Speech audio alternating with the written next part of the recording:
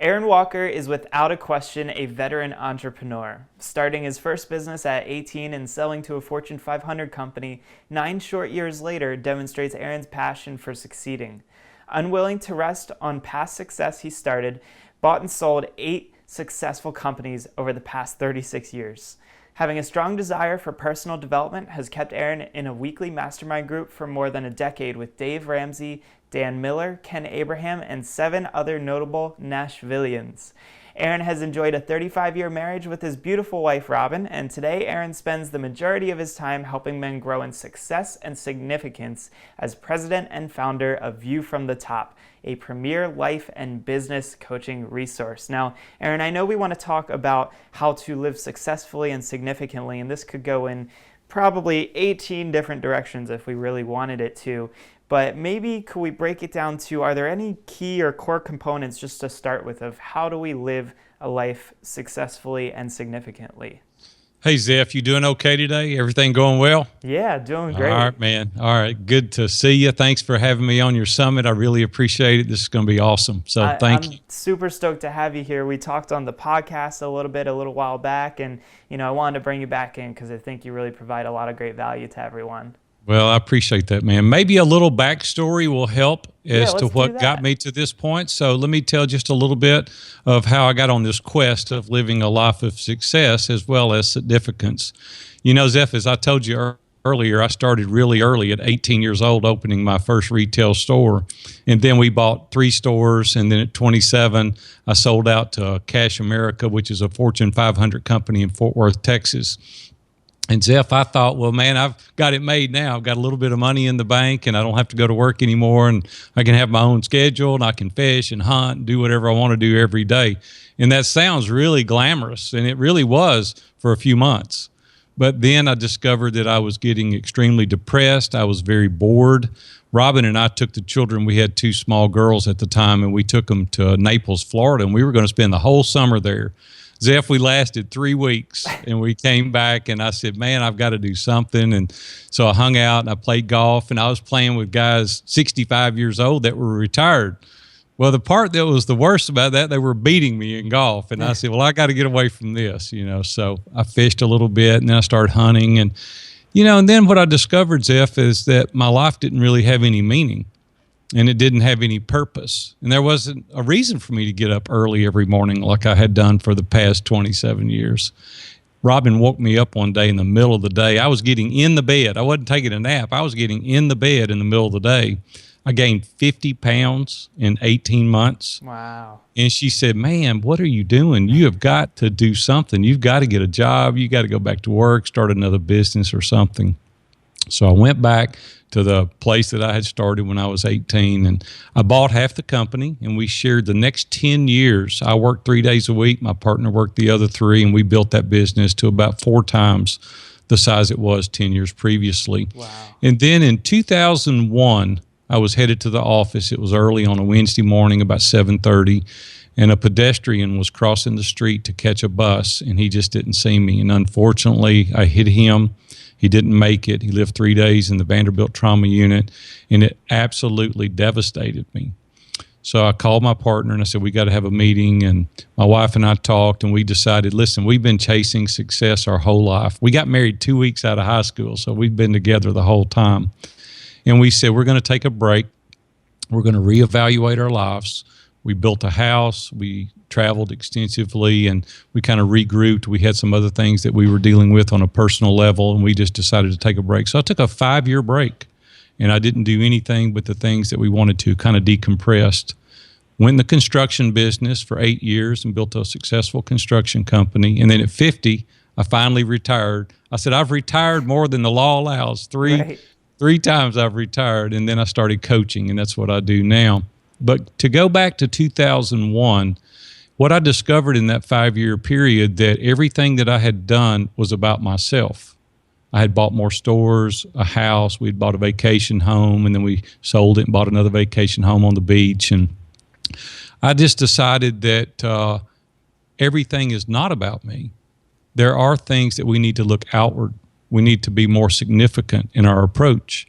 And so that's where this success and significance came from, because we spend 95% of our time on ourselves. And I just suggest that we can do all the things that you want to do personally, but I want you to have a life of significance and pour into others also. In a few minutes, if you'd like, we'll break that down. I'll tell you a little bit about what success means to me and what significance means to me, and maybe we can dig through that a little bit. Yeah, and I wanted to ask you and just make sure that it's okay for people to feel insignificant or as if their life doesn't have purpose, because that gives them the option, right, to go and turn things around. Sure. We just don't want to stay there.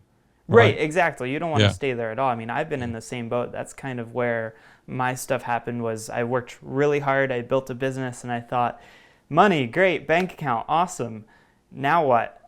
And I think that we set these goals for ourselves, and once you hit that goal, it's like, all right, well, where do I go now? Because the bar just moved from here to here, and now once I hit this, it's just going to keep going again. You know, what happens is we need to learn to be content in the situation and the position that we're in, but not be complacent. And the big difference is that happiness is a choice. It's not a trait. And we elect to be happy in the circumstances, in the situation that we're in presently. It's not always fun. We go through trials, tribulations. There's things that we go through, just carnally speaking. Just we as human beings are going to go through difficulties. But our attitude is the only thing that we're in 100% control over. It's how we look at that. It's how we deal with it that catapults us to the next level. And so I want you to learn to be content in your situation, but not complacent. Keep trying to move the needle, keep trying to go forward, grow, educate yourself, empower, encourage, do all those things, but learn to enjoy the now. So when you took that break for those 5 years, how did you redefine success? Because it sounds like up until that point you had built a ton of successful businesses. You know, clearly you were successful in business. Was success changing more towards a definition of how your life looked as opposed to how your business looked? Well, see, for me as an entrepreneur, they're inseparable, right? You don't separate your business from yourself individually, because when you're an entrepreneur, you are the business. You own whatever it is, service that you're providing or widget that you're selling. I mean, it's not like going to work for a manufacturer and you go at 8 and you get home at 4 and you're done. You don't even think about it again, and then you go back and do it again. When you're an entrepreneur, it's all encompassing, right? It's your life. So for me, just to touch on what success means, I know you, just like me, want to be in charge of our schedule, and we want to have financial freedom. These are the things that we elect to do just on a tangible level.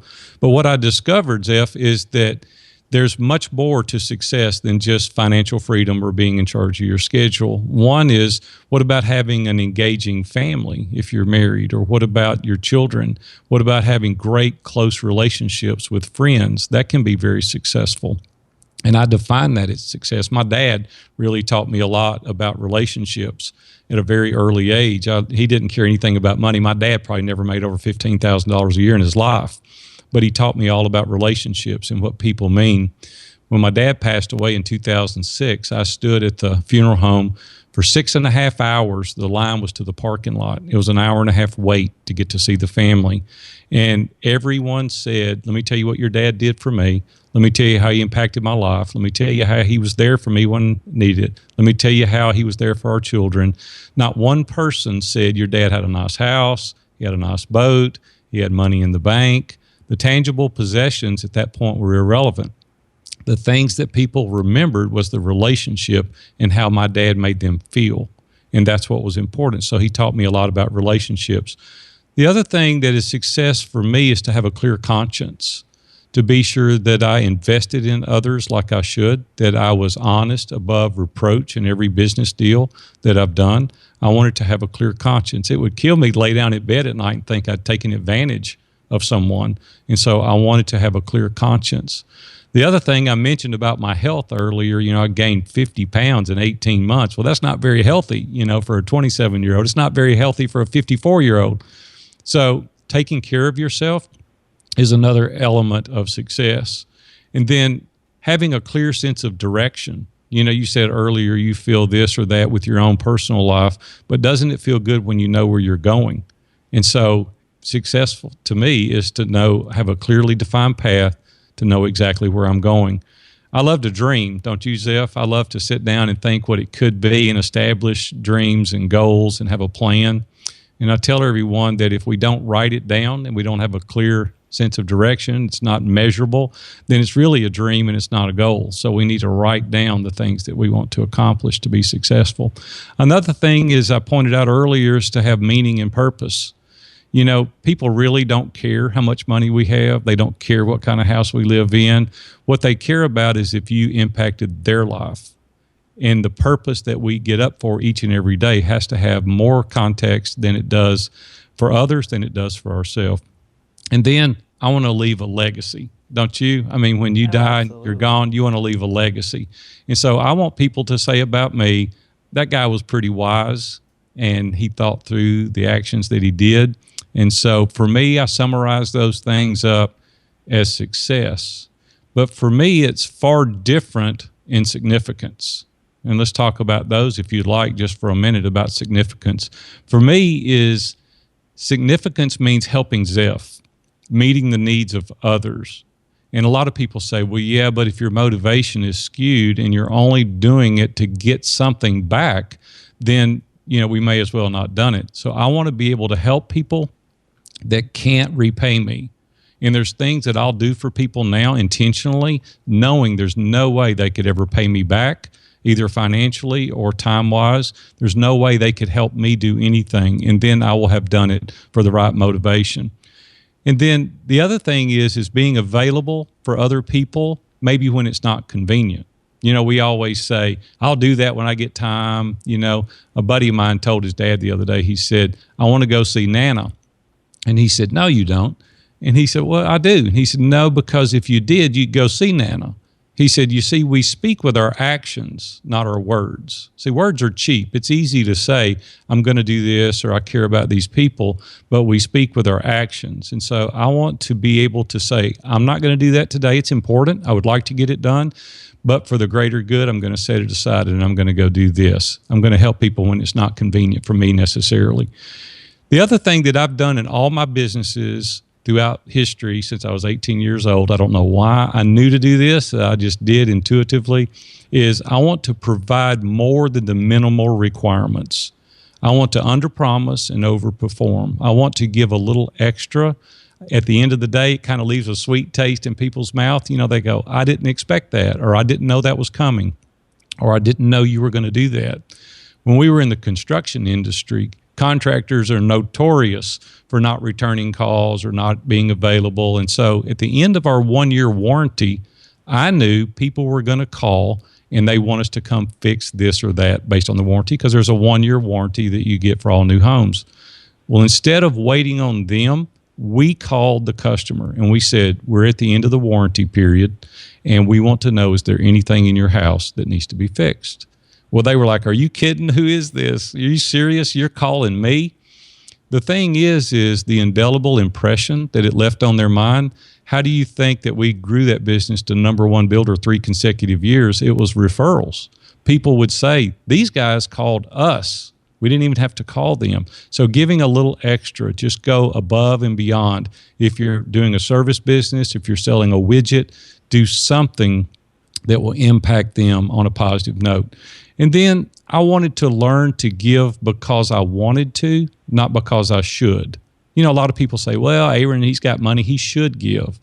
Well, I didn't want to look at it that way. I wanted to be significant in the way I gave from a charitable standpoint, or my time, and I wanted to give because my heart wanted to help Zeph or others, because it was the right thing to do, not because I should, but because I wanted to.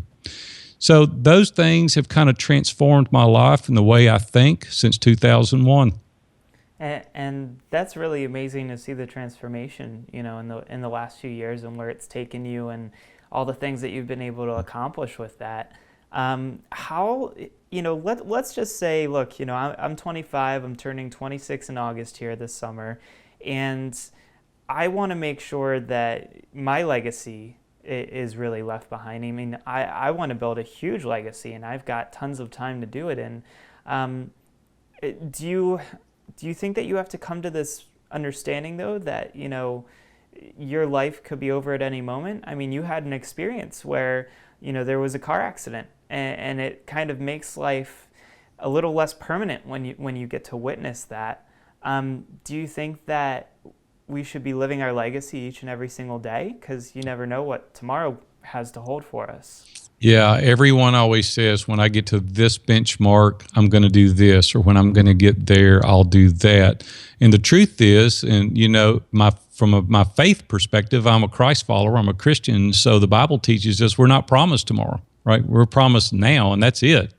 We may get this dreaded disease. A good friend of mine, actually one of my best friends, 51 years old, died recently of cancer. He had no idea. 22 months after he was diagnosed, he died.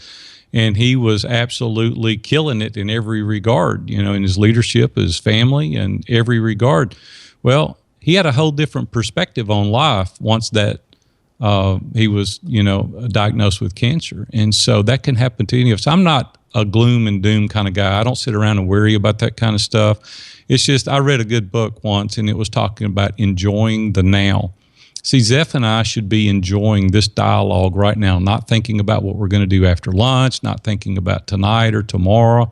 And the other thing that I've been able to really kind of hone in on is people ask me, well, what are some of the other things that you attribute success to in your personal life and in your business life? And it's engaging. See, it's sitting down. You ever gone to a restaurant with someone and they're looking at you, and then all of a sudden they're more interested in what's going on around you rather than in your conversation? It's who's coming in, who's sitting at the next table. Well, see, if you'll learn to engage people and look into their eyes and listen to them and meet their needs and stop waiting your turn to talk. See, that's what most people are doing. They're thinking about what they're about to say rather than listening to the person that they're dialoguing with.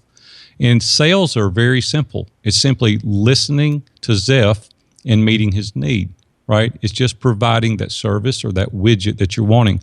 Robin and I went to an automobile dealership a few weeks ago, and we were going to buy a car. We wanted a blue car.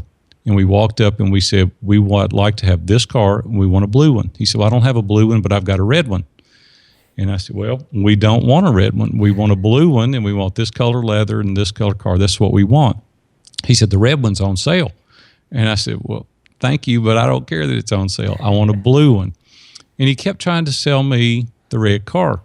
And so finally, I had a pair of shorts on and a T-shirt and tennis shoes. He probably thought, well, this guy can't afford a car anyway. If he'd gone inside and checked another dealership and found a blue car, we probably would have written a check. We probably would have bought the car. Maybe, maybe not. I don't know. But he had a lot better chance of selling me a car if he had tried to meet my needs. Well, the only way he could do that was to engage and to listen and not think about the dollars, but think about meeting the need of your client. And see, that's what we've done in our retail businesses. That's what we've done in our coaching businesses. Quit trying to sell somebody something and start trying to fill the need, and you'll be successful and significant. And that works too, both in our personal life. This works business and personal life, and building friendships and relationships, and you never really know where it's going to go. And I know I've been a victim of thinking forward to what am I going to have for lunch, or what am I going to do later today. Is there anything that you recommend just as far as quieting down that voice in our head that keeps us going and just keeps us present in the moment? Sure. Well, the thing is you've got to get yourself out of the way. See, we're designed to be in community. We're not designed to be islands. We're designed to pour into other people. Now, don't get me wrong. And a lot of the times when I speak, people get the wrong impression. They say, oh, I get it. He made money and now he's a minimalist and he doesn't care about stuff. And that's not true. That's not true at all. I tell everybody, when a person with money tells you money's not important, they're lying. Run, go the other way, because it's not true. It is important. What I don't want you to do is to put it in first place. I don't want it to be your primary aim. I don't want it to become your God, if you will. I want money to have the value that we should give it, that is placed upon it. See, money is a tool to live our life. And see, we get it confused. We spend all of our time chasing money to get something that's not ultimately going to give you the satisfaction that you believe it is to begin with. What's going to give you that satisfaction is the relationships with your wife and your children, your colleagues, your peers, your other family members, is engaging with those people. There's a sense of satisfaction that is given through that money cannot compete against. And so I'm just saying, give it the right significance, give it the right value in your life, and use that as a tool to live your life. Don't live for that. And I think you're very right there, because a lot of the things that would distract my mind in talking to people is my concern for what work comes next, or what money I have to make, because, I need to afford the new car I'm going to go out and buy next week. So I think you're very right. And it's our perception of money kind of plays out into a lot of other pieces of our life and can distract us from the important things at hand. Here's fun to do this exercise, and I do this with coaching clients, and I do Iron Sharpens Iron mastermind groups, is that I have a document I wrote called Personal Assessment. It's about a 3-page document, and it talks about your ideals, it talks about your career, your faith, your family, your relationships, and you ask yourself honest questions. It's not to show someone else, it's for yourself when you answer these questions. The next document that I wrote is called What Do I Want? And here's the key, Zeph, most people don't think about. We live our lives reactive, not proactive. And Robin and I have sat on the front porch for years, and we'll say, what do we want to accomplish in 30 days, 90 days, a year from now, 5 years from now? What do we want it to look like when we retire? What do we want to look like when the nest is empty? Where do we want to travel? What do we want to pay off? We live a life intentionally. We live it on purpose. How do we want to instill values in our children? What character traits do we want to teach? And so this document's about 4 pages. There's about 35 or 40 questions on it. And we just go through that and we say, okay, now we know who we are, and now we know what we want. A lot of people get caught up in the trap of comparing their life to their buddies, or the people, they go to church with, or the people that they work with, or their next door neighbors. And I would just challenge you not to live a life of someone else's, but live your life intentionally and on purpose and design it. I created Steps to a Productive Day. It's about a 3-page document that walks you through your daily routine, things that you must get done today, things that you've promised your children you would do, bills you need to pay, social media activities that you need to do. It just walks you through your entire day. And when you do that, Charles Duhigg says in his book, The Power of Habit, that if we'll do something in about 21 days, it becomes a habit and it's a part of our life. And I've established the Steps to a Productive Day. It's a 30-day little course that you take that enables you to be able to have a productive life.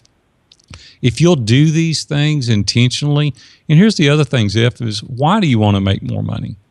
A lot of people just say, I want to make more, I want bigger, better, brighter, flashier, grandiosa. Well, why? I mean, what are you going to do with that?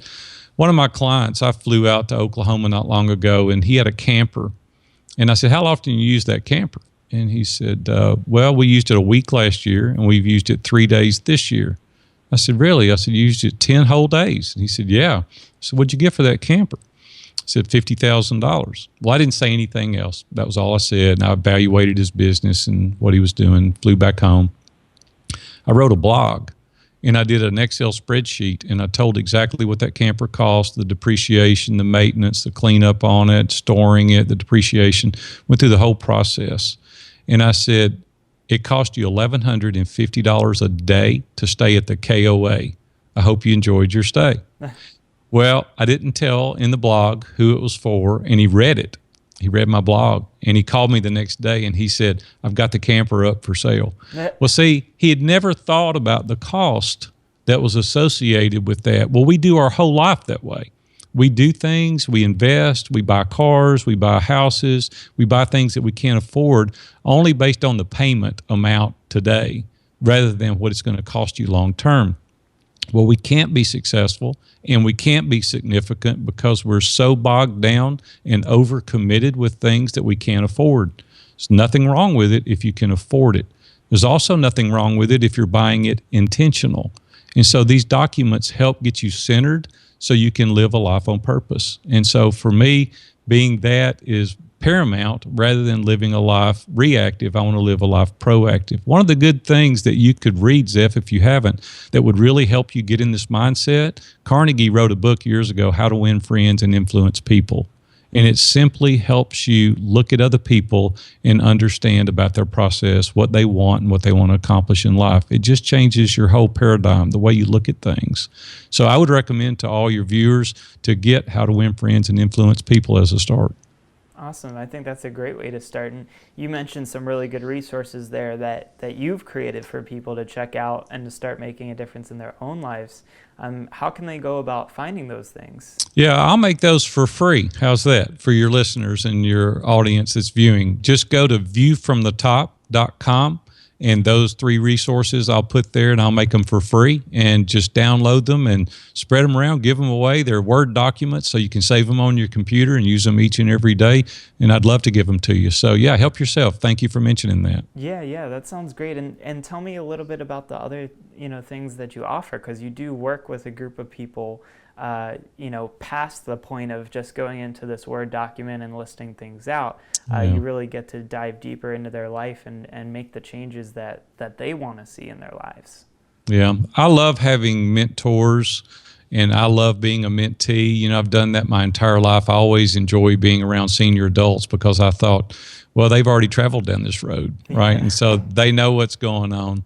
And so I thought, well, why don't I start coaching men? So men are the niche market that I've chosen because I've been involved in accountability groups, mastermind groups.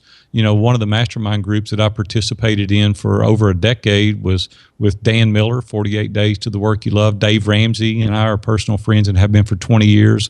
It's his mastermind group. We meet in his office. Ken Abraham, he's got over 100 books in print. He's a really cool New York Times. He's had 10 number 1 bestsellers. So he's very diverse, into being an author. And it's fun to be around those guys. And they challenge me. They lift me up. They encourage me, but they'll call me out too. They'll say, hey, you don't need to do that. You need to do more of this. So I started Iron Sharpens Iron. It's a group where 10 men come together in a video conference room called Zoom. We meet at a designated time each and every week.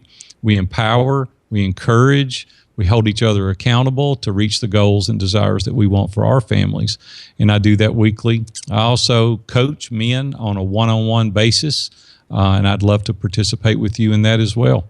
That sounds great. And so there's, I'm sure, tons of lives that you've already impacted and so many more on the way. And I'm just really excited to see where this goes. And it's funny to hear your story of you've retired, 3 times now? Yeah. Probably my final time, though. They'll probably carry me out of here from now on. I won't retire anymore. I don't think they allow 4 times. And so I've got to continue working.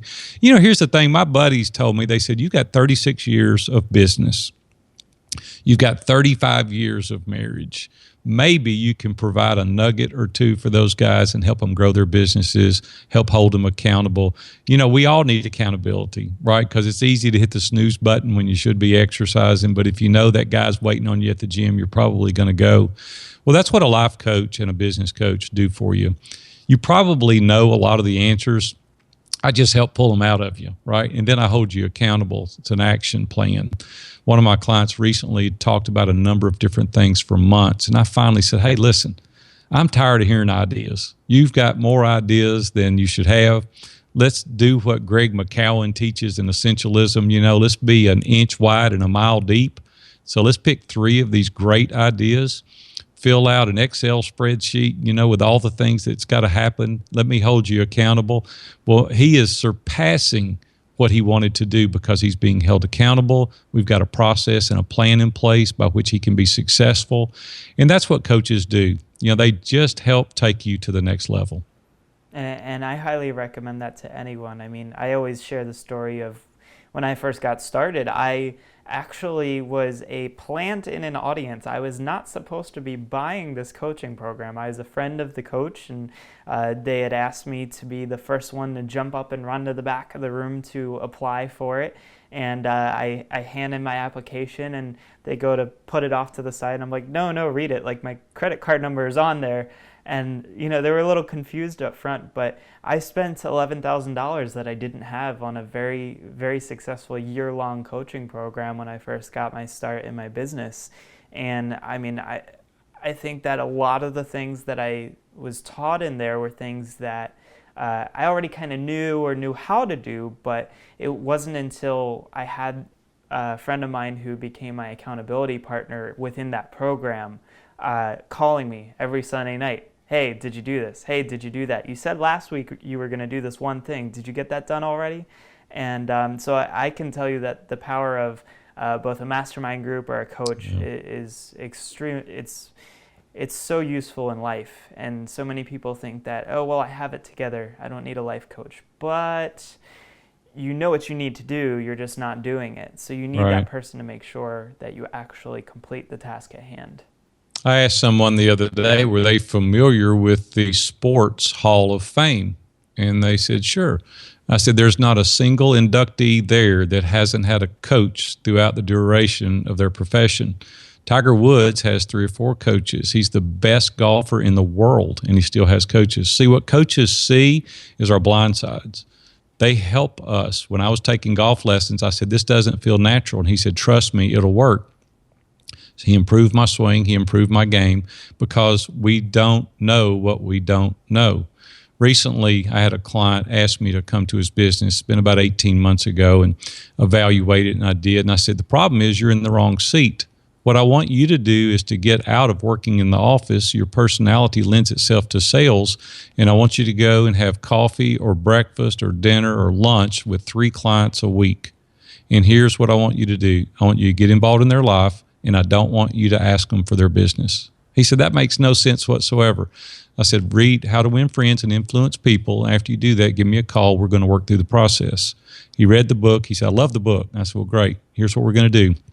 Look at your past clients, look at your potential clients, and start scheduling these breakfast, lunches, dinners, coffee. I don't care. I just want you to get with them. And I don't want you to ask them for business. So he did. He was doing about $2 million a year in gross revenue. He's a 10-year-old business. In 18 months, we had him at $4 million gross revenue. So it took him 18 months to double his business up to where he taken him 10 years to get to $2 million. And he called me not long ago and he said, I can't do all the work. And he didn't ask anybody for business because what he did was invested in the person. So he became involved in their life. And as a consequence to that, they gave him business. And it works every time with every business, regardless of what you're doing. Build the relationships. And I think that's the best way to round out this whole talk is building the relationship is the key. It's the key to you living successfully. It's the key to you feeling significant because you're making a difference in other people's lives. And whether or not you see how it's going to pay off, ultimately it will in the future because you are putting yourself out there. Yeah, without a question. Relationships is number 1 in my book. I do it intentionally. I'm proactive in building relationships. People are not going to come to you. You've got to go to them. So be very intentional about building relationships on purpose. And you're going to be looking into writing a book really soon too, right? Yeah, I'm writing a book. Yeah, it's called An Eagle's View. And it's going to be about my decade experience with the guys, Dave Ramsey, Dan Miller, Ken Abraham, Jeff Mosley, a lot of those guys you may or may not know that live here in Nashville that we've done masterminding with. I'm going to be telling my story of how I came from very humble beginnings and owning and selling 8 successful businesses. And I'm going to be talking about coaching. And I would love for you to buy the book. So, Zeph, maybe you'll have me back on your show at some point. We'll talk about my book. Yeah. But I would love to do that. We've started something else that's really cool. A lot of people I just know can't afford me one-on-one as a coach, right? We just don't have the money. So we started what's called The Community, and it's Iron Tribe. And you can go to viewfromthetop.com. You can see all about it there. I'm going to be teaching 30-minute webinars each week. We're going to give you my newsletter. We're going to have a Ning site that you can get on and interact with other tribe members within my tribe. And it's $30 to join this and participate on a monthly basis. So you may not can afford me one-on-one. If you can, give me a call. If you can't, join the community. And there are great things there to come. So I would love to have you join my tribe as well. Yeah, I mean, that's kind of a no-brainer there. So I think everybody needs to check that out. So to round this all off, How to Win Friends and Influence People by Dale Carnegie. Viewfromthetop.com is your website. Definitely have everyone head on over there because there's some free handouts that you definitely want to check out. Your book's going to be coming out soon here, so you're still working on that, but definitely. Yep, it'll be the end of this year, end of 2015. And so if people join in on viewfromthetop.com, I'm sure they'll get, a reminder of when it comes out. And that sounds great. And you've got, this Iron Tribe, right?